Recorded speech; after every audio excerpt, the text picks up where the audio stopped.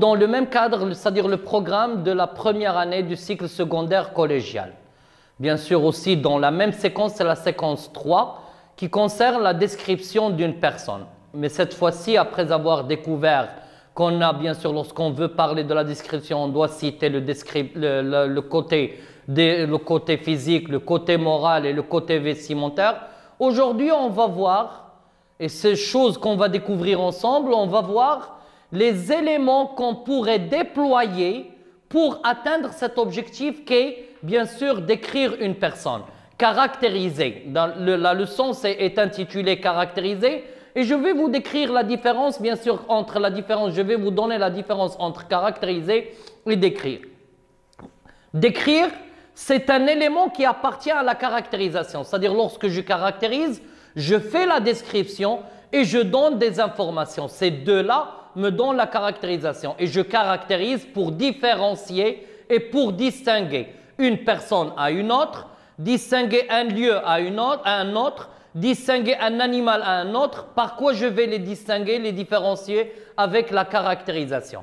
Bien sûr, on est habitué bien sûr de commencer par un support, un texte de base que je vais vous lire, il est sur l'écran. La jeune femme était grande, blanche, elle avait les yeux bleus, la bouche rose, les dents comme de l'émail. Dans son expression, on lisait à la fois l'orgueil, l'inquiétude et la tristesse. Sur sa tête, elle portait ce voile de soie noire, nommé Mézarou, qui sied si bien aux femmes. Son costume en velours était propre, mais de la plus grande simplicité, d'après Prosper Mérimée Colomba. Donc, bien sûr, avant d'entamer la leçon d'aujourd'hui, j'aimerais bien faire un feedback, c'est-à-dire bien sûr un retour en arrière, pour qu'on puisse se rappeler de ce que nous avons dit dans la séance précédente. Donc, vous allez voir qu'on est en train de parler d'une jeune femme, c'est-à-dire on est en train de parler d'un personnage. Donc, on va parler bien sûr de ça, bien sûr elle est grande, on va parler de ses yeux, de sa bouche, de ses dents. Donc, lorsqu'on dit la bouche, les dents, les yeux, la taille, automatiquement, on est dans le côté physique, la description physique. Dans son expression, on lisait à la fois l'orgueil, l'inquiétude et la tristesse, c'est le moral, la description morale.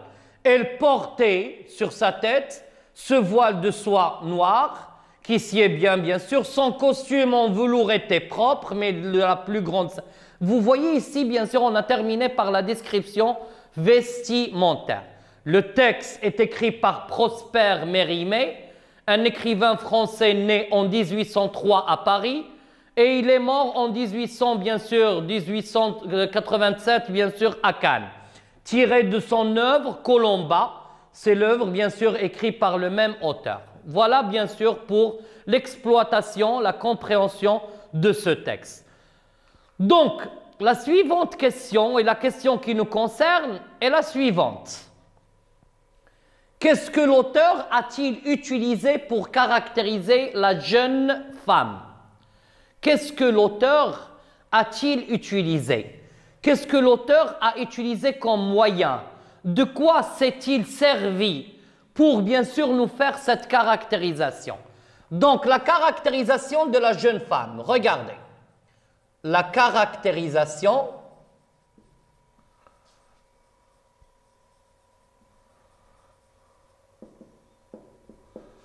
de la jeune femme. Bien sûr, je vous ai dit tout à l'heure, la caractérisation, on pourrait la remplacer par description. Et ici, je vais m'arrêter un petit peu pour vous dire que lorsque je veux décrire, je dois utiliser toute une panoplie, tout un ensemble de moyens qui servent à décrire. Bien sûr, la description, c'est tout un module, hein, faites attention. Je peux décrire, bien sûr, en utilisant des figures de style. je peux décrire en utilisant des moyens grammaticaux, je peux décrire bien sûr en utilisant bien sûr un lexique approprié à la description, je peux décrire en utilisant des sensations différentes, la sensation gustative, olfactive, tactile, ainsi de suite. C'est-à-dire, c'est un module que vous allez voir, Inch'Allah, bien sûr, lorsque vous passez en second cycle qualifiant. Donc, nous, on va rester, bien sûr, ici, dans cette leçon-là, concernant cette leçon-là. La caractérisation, la description de la jeune femme. Bien sûr, si vous remarquez dans le texte que l'auteur a parlé de plusieurs éléments concernant la jeune femme. Il a dit, bien sûr, que la jeune femme était grande.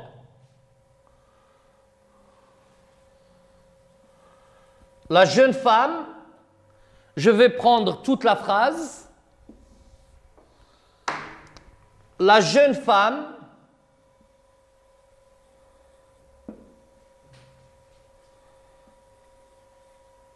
était grande.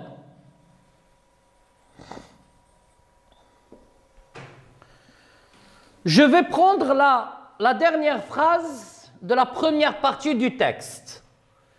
Les dents comme de l'émail. Les dents comme de l'émail.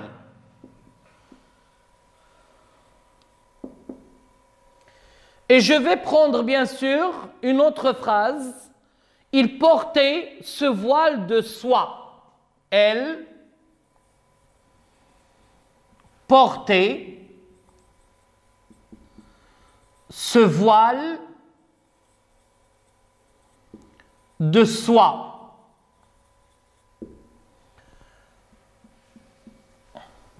Trois phrases tirées du même texte qui vont nous permettre d'identifier et d'atteindre l'objectif de cette leçon-là. Bien sûr, si je vous demande ou si je vous pose la question, comment est cette femme décrite dans ce texte? Comment est-elle? Comment l'auteur la qualifie-t-elle? C'est-à-dire, qu'est-ce qu'il a utilisé dans cette phrase pour qu'on puisse découvrir ou imaginer cette femme?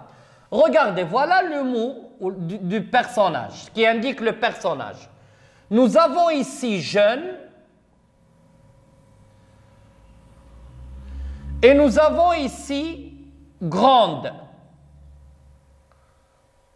Si je vous demande de me dire quelle est la nature de ces deux mots-là, vous allez me dire, bien sûr, ce sont des adjectifs.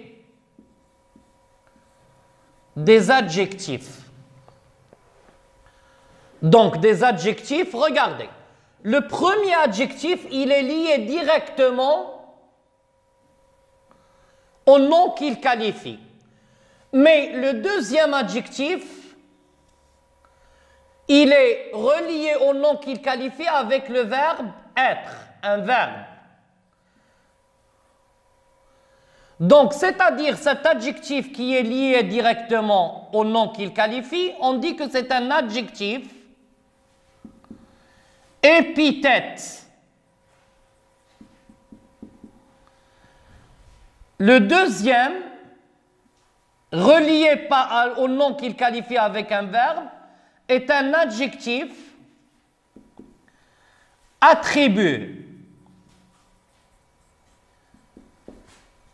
Et bien sûr, cette première phrase concerne bien sûr les adjectifs. Et si on veut parler des adjectifs, les adjectifs sont les moyens de la description par excellence. C'est-à-dire, lorsque je veux décrire quelqu'un, je suis bien sûr censé utiliser adéquatement les adjectifs. Mais faites attention, les adjectifs doivent changer, doivent s'accorder avec le nom qu'ils qualifient. Donc, bien sûr, regardez ici, on a ajouté un « e » du féminin. Pour quelle raison? Parce que, bien sûr, le nom qu'il qualifie est un nom aussi féminin. S'il s'agissait, bien sûr, d'un homme, on va dire « le jeune homme était grand » sans mettre le « e ». C'est-à-dire, ce qui nous emmène à dire que tous les adjectifs sont variables, c'est-à-dire ils s'accordent en genre et en nombre. Tous les adjectifs sont variables, ils s'accordent en genre et en nombre, mais faites attention. On dit, regardez, les grands-parents,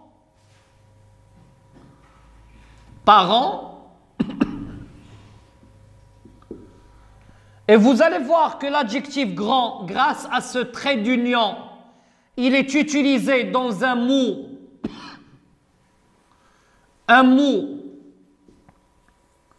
composé, suivi d'un nom masculin pluriel.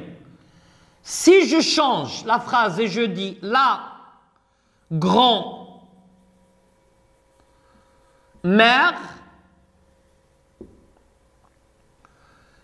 vous allez voir que nous avons toujours un mot composé. On a toujours le même adjectif, mais cette fois-ci, il est suivi d'un nom féminin. Et l'adjectif grand, même si la mère est un nom féminin, l'adjectif, bien sûr, grand n'a pas changé, ce qui nous emmène à dire que les adjectifs qualificatifs sont tous variables, sauf l'adjectif grand quand il est utilisé dans un mot composé suivi d'un nom féminin.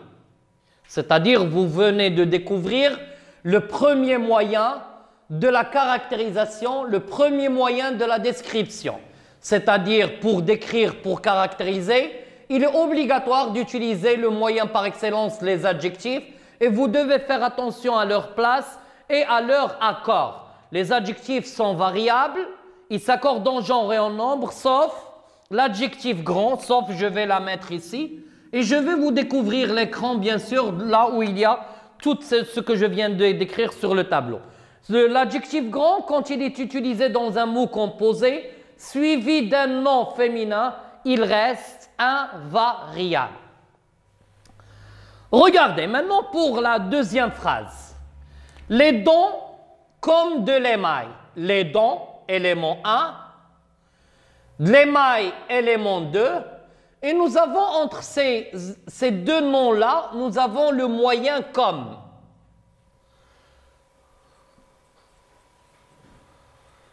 Le moyen comme est le moyen de la comparaison.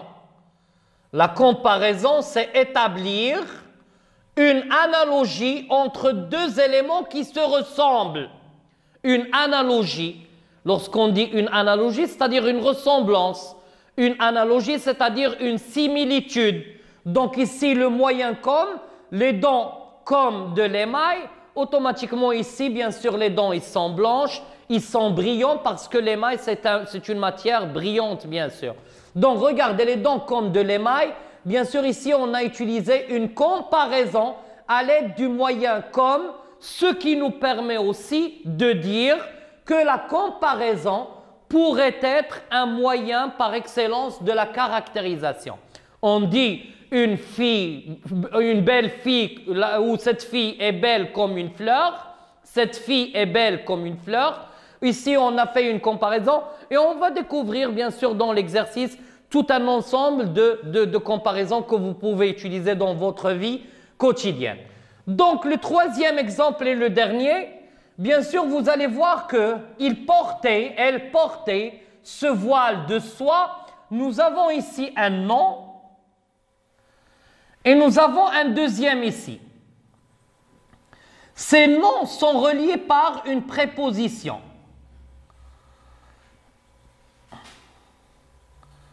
Et je pourrais vous poser une question et je pourrais vous dire comment il est le voile que portait la jeune femme. Il est en soie. C'est-à-dire tout à l'heure, bien sûr, ce mot soie complète le sens du premier mot. Donc dans ce cas-là, on est en train de parler d'un complément, un complément de nom. Un complément de nom. Le complément de nom est un mot ou un groupe de mots qui viennent, ou qui vient bien sûr le mot, vient enrichir, vient apporter une autre information sur le nom qu'il qualifie. Bien sûr, on dit un joueur du FC Barcelone. On dit un joueur du FC Barcelone. Un joueur de l'FC Barcelone. Vous voyez qu'on a ajouté une autre information qui complète le premier nom à l'aide de ce qu'on appelle un complément de nom qui doivent être toujours reliés par une préposition. Donc, voilà après cette première découverte, observation, explication. Bien sûr, je vais vous dévoiler maintenant, bien sûr, la synthèse, la récapitulation de ce que je viens de dire. La récapitulation.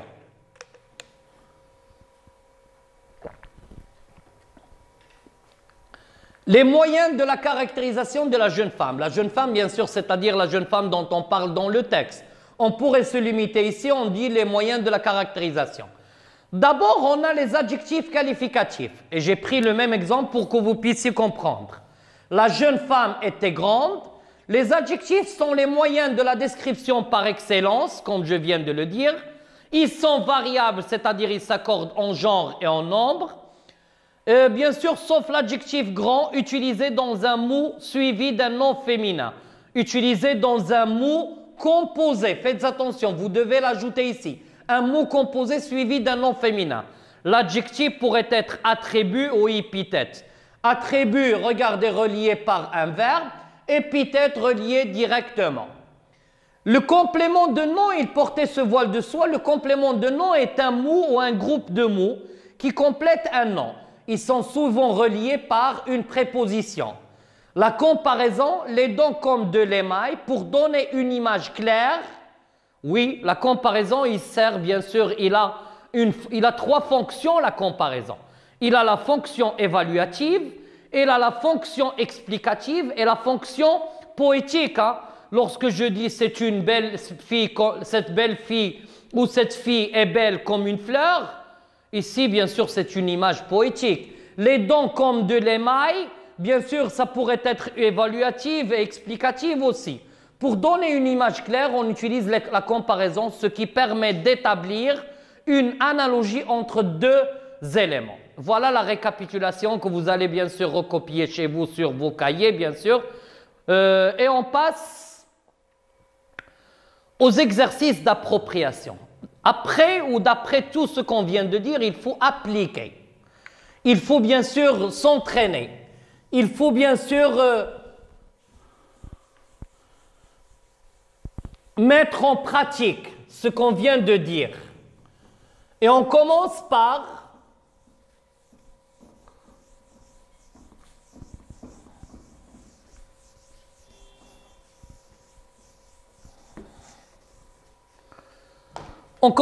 le premier exercice. Le premier exercice, je vous demande d'écrire convenablement les adjectifs entre parenthèses.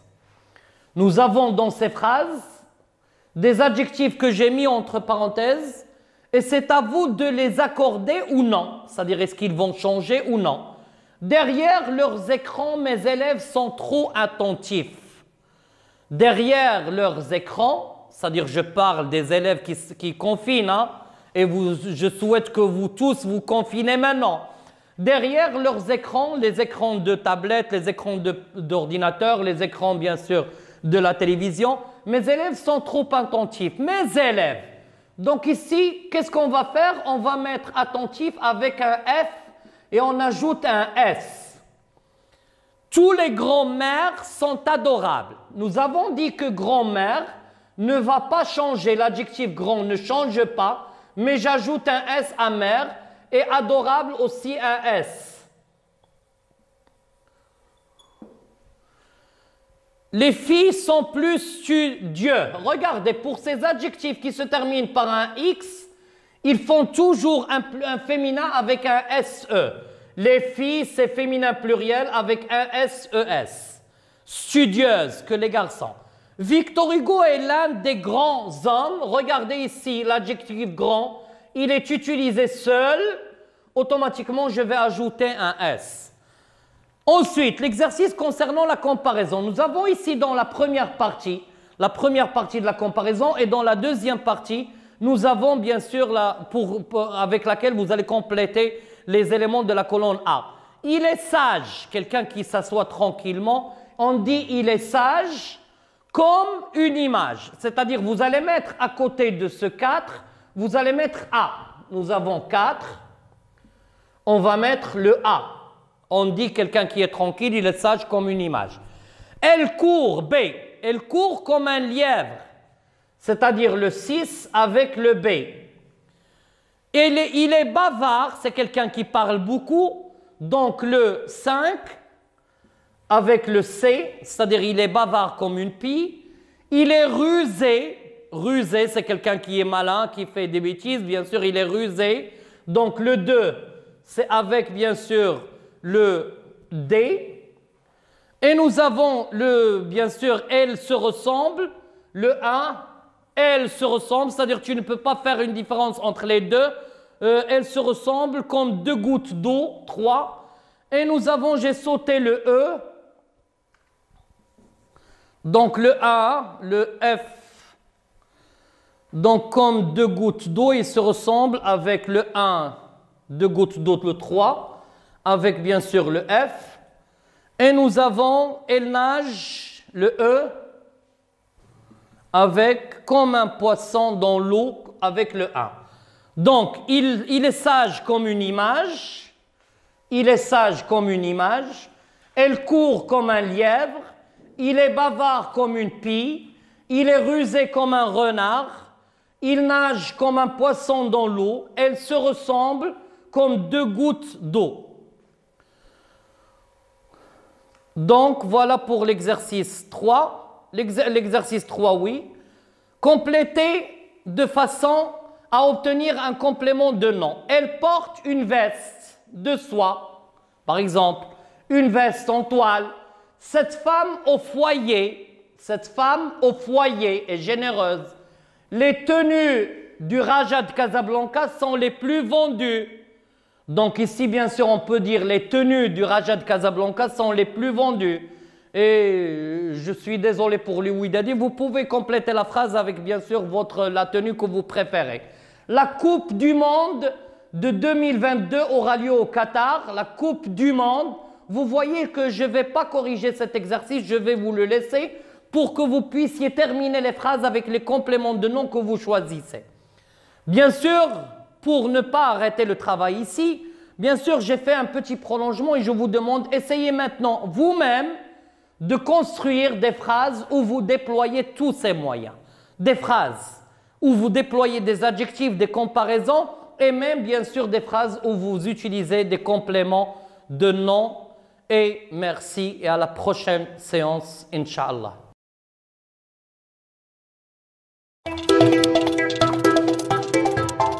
معكم الدكتورة أسماء من